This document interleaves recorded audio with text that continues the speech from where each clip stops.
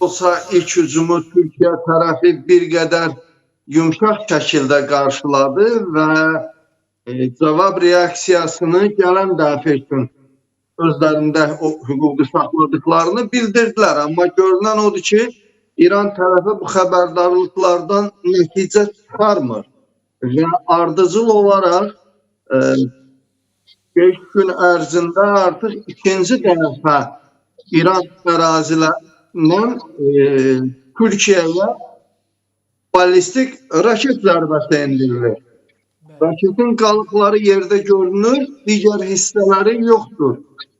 Böyük ehtimalla bu 2023-cü ildə hazırlanan və Xorşəhr 4 versiyalı raketin onu bəzən də qısaldılmış formada İran Heybər adlandırır.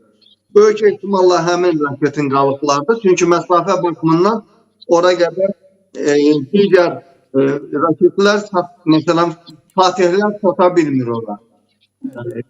Şahab 3-lər çata bilər, amma onların artıq istifadəsinə biz digər yerlərdə rast gəlmirik.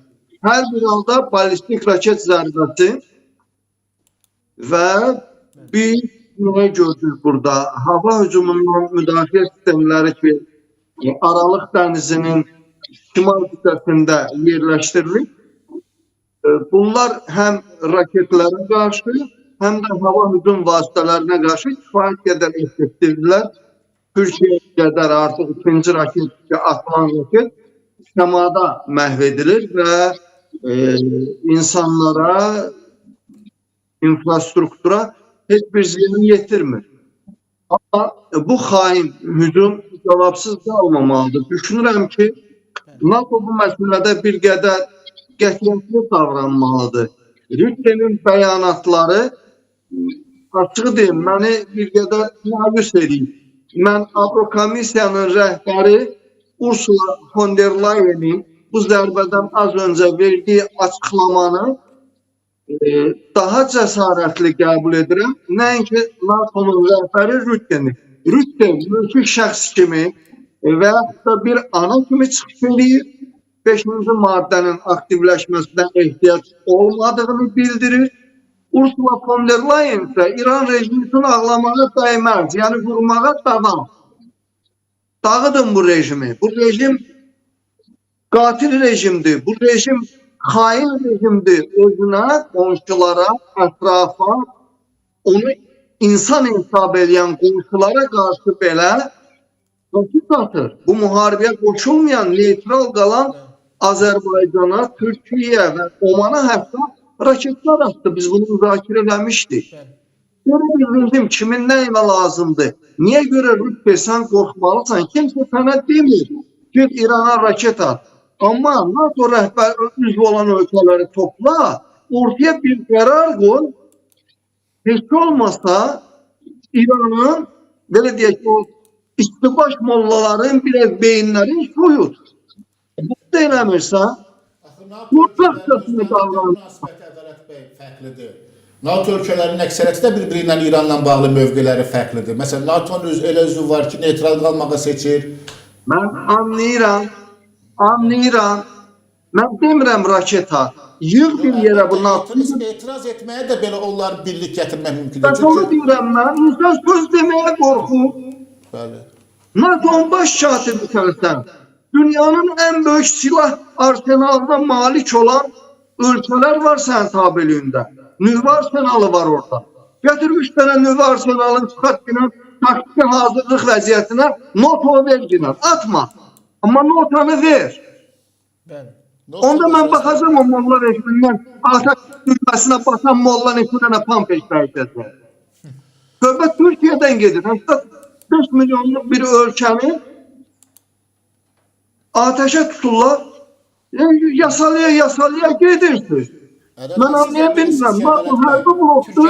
Yoxsa bu ikili standartlar her zaman var. Azerbaycan'a münasibətdə ikili standartlar oldu. Evet. Türkiye münasibətdə ikili standartlar var. NATO deyək ki, başqa bir üzvünə bir şey olan kimi hamısı yığışır, dərhal hamısı bəyanat qəbul edir. Mən də onu deyirəm, Zahir müəllim. Türkiyə məsələsi budur ki, indi bu Avropa ölkələri məsələsi budur ki, bunlar NATO-dan daha çox Türkiyənin şəxsi münasibətləri nöqteyi nəzərdən bu işə qarışmaq istəmirlər.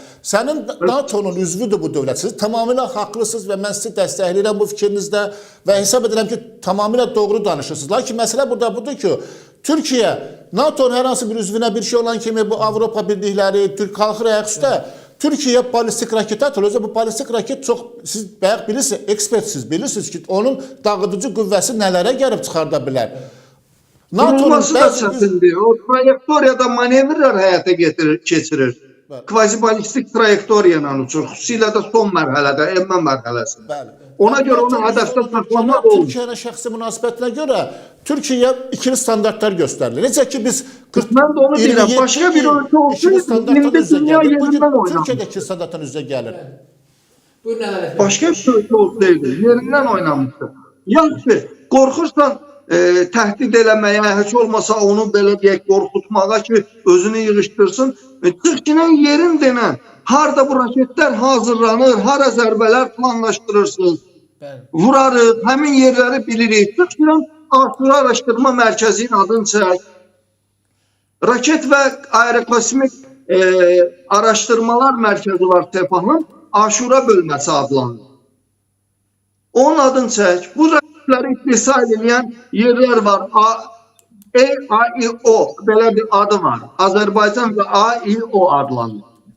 Onun adını çəkinən istehsal yerlərini çək. Onların çəkilib atılan yerlərindən edilmiş görüntüləri qoy. Yəni bilirik hardan atırsın.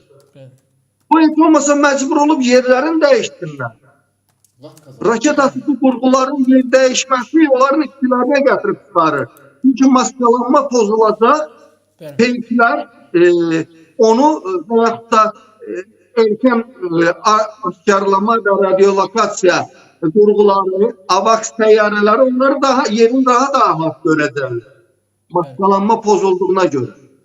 Yəni bir şey elə də durub orada anlaşma tüplükdəki maddənin aktivləşməsinə ehtiyac yoxdur. Bu nədir? Bu NATO yaraşını açıqlamadım. Bölüb yerə girmirsinizmi? Hər zaman belə olur, Ədalət bəy. NATO bütün tarixə nəzər salsaq, Türkiyə ilə bağlı məsələlərdə də, məsələn, hətta yadınıza gələrsə, tarixdə oxumuşsa, bu incilik məsələsində də NATO Türkiyənin yanında durmadı. Yəni, Sovetlər çox güclü təsir elədilər, Ruslar çox güclü təsir elədilər. Türkiyədə bəzi silahlar çıxarıldı.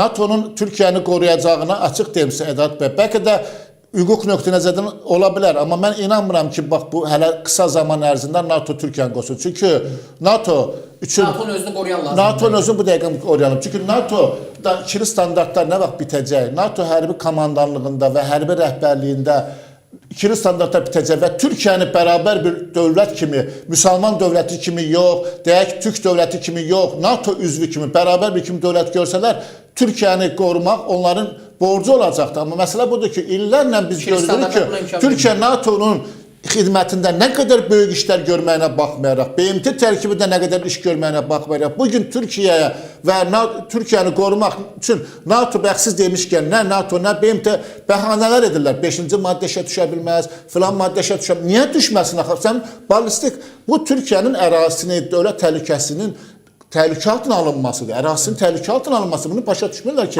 İran bu raketin bu raketin biri atılmayaydı, onu atılardı ardıcı. Nə olardı bunun axırı? Ən azından bunun 9-u neytrallaşsa biri düşsəydi nə ola bilərdi? İnsan itkisinin hesaplamaq lazımdır. İnsan itkiləri qorxulu bir şeydir.